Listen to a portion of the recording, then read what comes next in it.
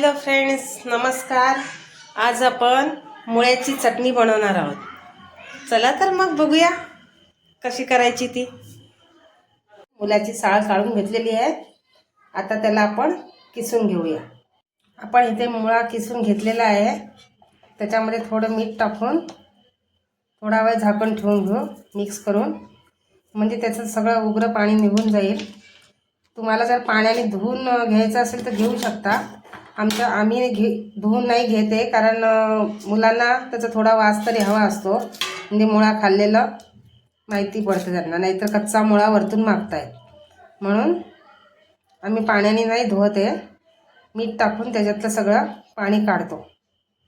आपण मुळ्यातलं घट्ट पाणी काढून घेतलेलं आहे, पिळून एकदम मस्तपैकी।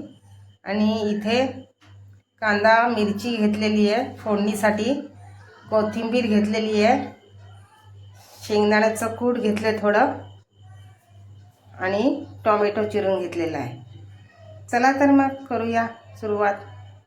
इथे आपण कढईत तेल टाकून घेतलेलं आहे।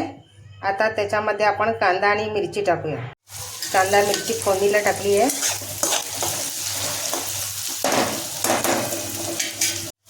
आता आपण टोमॅटो टाकूया।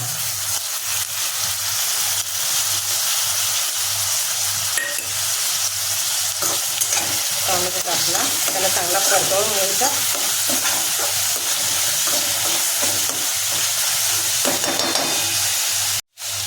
आता आपण पिळून काढलेला मुळा टाकूया।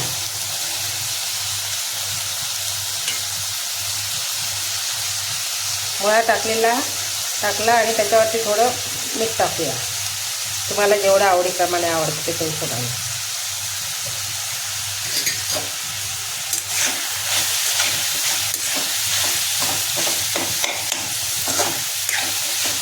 चांगलं मिक्स करून घ्यायचं।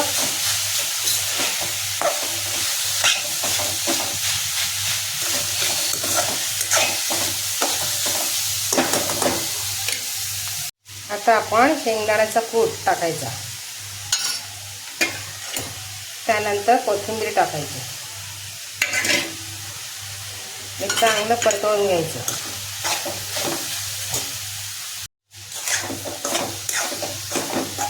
चांगलं परतवलेलं आहे। आता गॅस एकदम स्लो करून झाकण ठेवायचं 1-2 मिनटं। पाहूया आपली चटणी झाली का।